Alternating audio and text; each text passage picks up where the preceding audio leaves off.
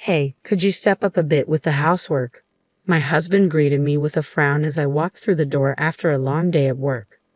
I'm sorry, I sighed, feeling the weight of exhaustion settling in my bones. I've been swamped lately. I promise it's just a phase. Bear with me a little longer. Between the constant overtime and deadlines, I barely have a moment to spare for chores. I've been squeezing in laundry whenever I can, and the vacuuming. Well, I managed to give the living room a quick once-over in the mornings, but it's tough to tackle much else late at night. And meals. It's mostly been meal prep or takeout. I know I'm dropping the ball on the home front, and it's eating away at me. My name's Michelle. At 29, I'm navigating the grind of office life. Jake, my husband, unexpectedly popped back into my life about 3 years ago. We were classmates in middle school, but it wasn't until a chance encounter at a cafe that we reconnected. Small towns have a funny way of bringing people together, and there he was, sitting at a table adjacent to mine, like a scene ripped from a comic book. I couldn't help but wonder if it was fate. Although we swapped contact details then, our conversations remained sparse. It wasn't until a school reunion that our connection blossomed, spurred on by the encouragement of our friends. Jake and I had always clicked, so when he proposed a year into our relationship, I accepted almost instinctively. Perhaps it was the weight of societal expectations in our small town where early marriage was the norm that nudged me towards a quicker decision. Don't get me wrong, I do love Jake. But looking back, I wish I had paused to truly understand him better. Jake, having lived with his parents his whole life, is practically clueless when it comes to housework. Having lived independently before, I have my own routines and preferences, so I find myself preferring to tackle chores alone rather than dealing with half-hearted attempts at assistance. I'd assigned Jake the simple tasks of taking out the trash and cleaning the bathroom, while I handle the rest. About a month ago, my workload at the office kicked into overdrive with a flurry of overtime hours. To add to the chaos, a colleague recently embarked on maternity leave, dumping even more responsibilities on my plate. With my focus consumed by work, I found myself with less and less time for household chores, much to Jake's evident irritation. And then, finally, his frustration boiled over. Arriving home bone tired, I was met with a barrage of complaints. Michelle, this is getting ridiculous. I need this outfit for tomorrow, and it's still unwashed. It's a simple task, just toss it in the washer and hang it out to dry. Why is that so hard? I hadn't managed to get to the laundry yesterday due to a late return home, and the morning rush left no room for it either. And yet another night of takeout, he lamented as I walked through the door. I work late again, and this is what I come home to. I'm sorry, but Jake wasn't about to simmer down. I mean, come on, I'm exhausted too when I get back, and this is what I get. He sighed heavily, his frustration palpable. His words ignited a fire within me. Excuse me, then why not lend a hand with the chores? If it's as simple as tossing clothes in the washer and hanging them out to dry, why not take some initiative? And dinner once in a while wouldn't hurt, would it? It's not like you're the sole provider here. We split the bills, and I'm shouldering all the chores you can't be bothered with, so enough with the complaints. As the words tumbled out, I felt a weight lift off my chest, even if just momentarily. But predictably, Jake didn't share my sense of liberation. Is that how a wife should speak? His comment reignited my fury. What do you mean? I'd gladly take on those responsibilities if I were a stay-at-home wife. But if I quit my job, could we really survive on your salary alone? We agreed not to take that route when we tied the knot, remember? And didn't we also agree to support each other during hectic times? With those cutting words, Jake dropped a bombshell. Oh, classic Michelle. If you're so dedicated to your career, why not focus on that alone? A woman's place is in the home, unlike you, Michelle. My girlfriend, on the other hand, is a domestic goddess. She keeps the house immaculate whenever I'm around, and she even whipped up a homemade cake last time. Stunned, I could barely process his words. Wait, girlfriend. Who are you talking about? An old flame, or are you cheating? My heart raced with a mix of emotions as Jake smirked. You've aged, Michelle. She's stunning, and to top it off, she's the daughter of the CEO. Her parents fully support our relationship and even floated the idea of me taking over as CEO. Then, shockingly, Jake slid divorce papers across the table. That's why you need to fill these out. I'll be leaving tomorrow. Caught off guard, I struggled to comprehend. Hold on, Jake. Are you saying you're having an affair and divorcing me to marry your mistress? With a mocking grin, Jake nodded. That's the gist of it. I'll even offer whatever settlement you desire. After all, I'm the future CEO. And with that, he left, leaving me in a whirlwind of disbelief. Do you really expect me to just roll over and sign these papers? I shot back, but Jake seemed unmoved. So you're content living like this? In a relationship with someone who's lost all affection for you, where you're left handling all the chores? I faltered, words escaping me. As much as I hated to admit it, he had a point. Our loveless partnership was nothing but a source of constant tension. After much contemplation, I reached a point where I couldn't bear to dwell on it any longer. My response came out stoically, fine, but I'll initiate the divorce proceedings once I've sorted out the logistics like asset division and alimony. Work's consuming all my time right now, so you'll have to be patient. Jake, visibly frustrated, muttered, yeah, always prioritizing work. With that, he left the living room, disappearing into the bedroom. As time trickled by and work gradually eased its grip, I took the initiative to seek legal counsel through a friend's recommendation. The divorce lawyer attentively absorbed my account, and together we strategized to demand a higher alimony than the norm. I had braced myself for a back and forth with Jake over the alimony, but to my surprise, he agreed to the amount without hesitation. Could it really be true that he's being considered for the next CEO? A twinge of regret flitted through me, but I pushed it aside. If I'm getting a decent sum, maybe I should treat myself to a solo vacation and recharge. As the weeks slipped by since Jake's departure and work began to stabilize, the final negotiations for alimony concluded. The once lively apartment now felt eerily empty. It's time for a change, I resolved. There's no reason to linger here. It's too spacious for just one person and feels like an echo chamber. Thankfully, I now have the flexibility to take time off work, so I seized the opportunity to hunt for a new place. Heading to a real estate agent, I swiftly signed a lease for an apartment closer to my office. A week later, I relocated. Since the apartment was in Jake's name, I had to inform him about the move. Almost immediately, he called. Do you honestly think leaving our apartment filled with memories is the right decision? Isn't it lonely living in a strange place all by yourself? You haven't forgotten about us, have you? Maybe it's better to dwell in the past. His arrogance dripped from every word, condescending and dismissive. With each passing day, his attitude only fueled my anger. I realized I no longer harbored any affection for Jake. No matter how many times I tried to communicate that I had moved on, Jake persisted with his conceited remarks like stop pretending or don't act tough.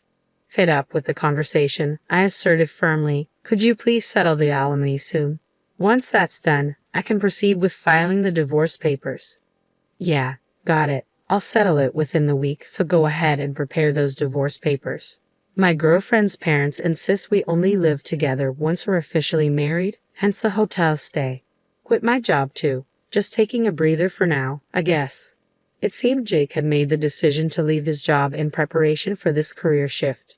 Then he drops the bomb about submitting the marriage license, planning a lavish wedding, and moving into his mistress's father's mansion to start their newlywed life. He's in a rush to get that license submitted, claims the families have already met, but something about it all feels fishy. Jake's parents are usually sensible people, so it's strange they'd entertain the idea of a second marriage before the divorce is even finalized. I pressed Jake for clarity, but his response remained elusive, leaving the truth shrouded in uncertainty. Well, perhaps Jake's parents were more eager for his remarriage to a president's daughter than even I realized. I thought I had cultivated a decent rapport with my in-laws, so this revelation was quite disheartening.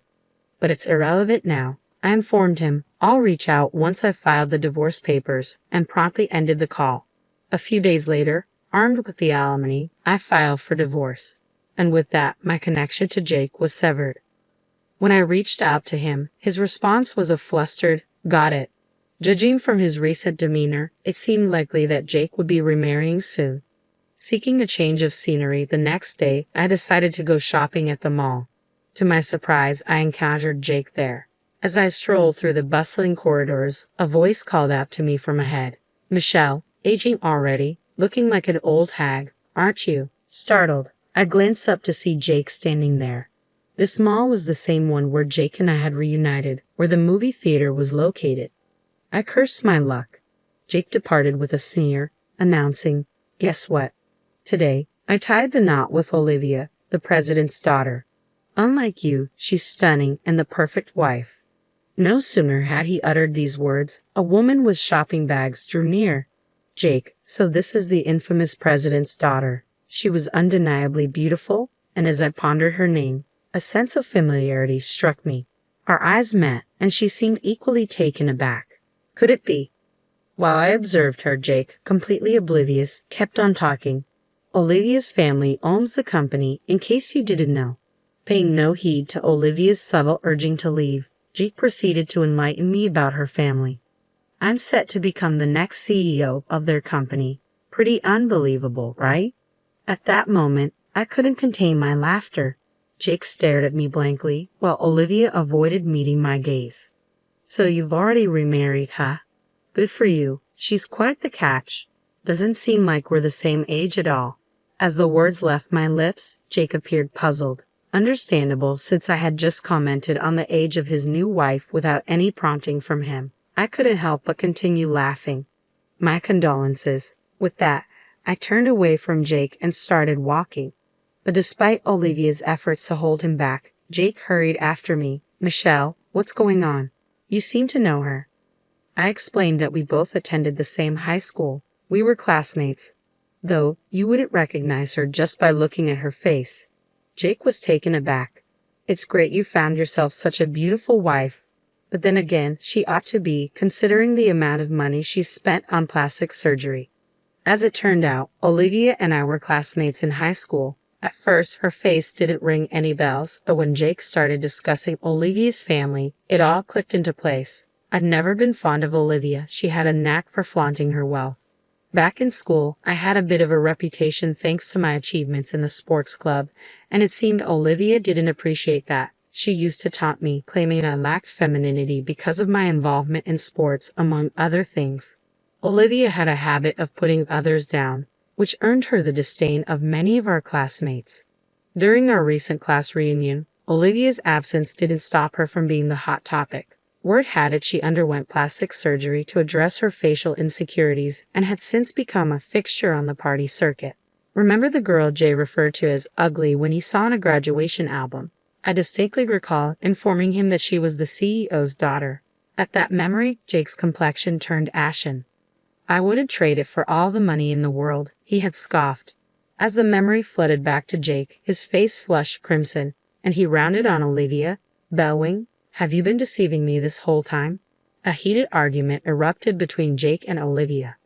Amidst their shouting match, it became apparent that they had crossed paths at one of these parties, and Olivia had been completely smitten with Jake. With a brazen display of audacity, Olivia shot back, "I didn't lie. I just didn't volunteer the information because you never asked." Jake seemed on the brink of exploding in fury, but Olivia cut him off.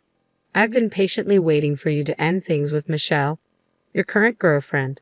Besides, it's not exactly subtle that I'll eventually join my father's company. I could even reside in a luxurious apartment. But none of that matters now. What's truly shocking is finding out that Michelle is your girlfriend. Small world, huh?" A sense of unease crept over me. "Hold on, does Olivia not realize you're divorced?"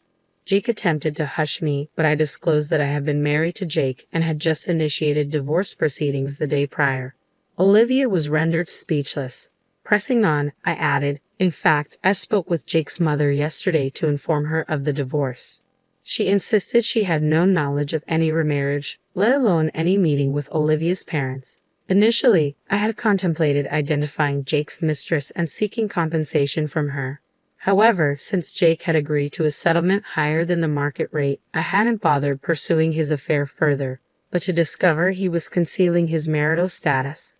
That's marital fraud, isn't it?" Their faces drained of color, and they exchanged tense words, but I decided it was time for me to exit the scene. A few days later, I received a message from Olivia through one of our classmates. "Please keep this between us," she pleaded, along with a sum of money she labeled as compensation for my troubles. It felt more like hush money, but truth be told, I had no intention of spreading the word. And getting paid for my silence was an unexpected perk. During our conversation, Olivia vented her frustrations about Jake. It seemed the parents Jake had presented for the meet and greet weren't actually his biological parents. They had been hired from a family rental service. I was taken aback by the existence of such a service. but it left me pondering whether Jake's intentions were genuinely directed towards Olivia, or if he was merely after the CEO position. Though Olivia was in love with Jake, it was unclear if Jake was genuinely attracted to Olivia or just enticed by her looks and status. After beginning their marital life, Olivia quickly revealed she couldn't handle any household chores. In his frustration, Jake discovered that her clean house and homemade cakes had all been the work of a housemaid. Their marriage fell apart almost instantly, and Olivia filed for divorce, suing Jake for marital fraud. Despite the hush money, Olivia let everything slip, enraging her father.